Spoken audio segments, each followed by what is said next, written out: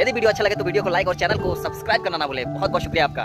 कोठा ऊपर पापरो भाई कोठारिया में मम्मी गे माई कोठारिया में मम्मी गे माई डोलिया में बेटी रोबेया बनाई हर छूटल गे माई डोलिया में बेटी रोबेया बनाई हर छूटल गे माई चुप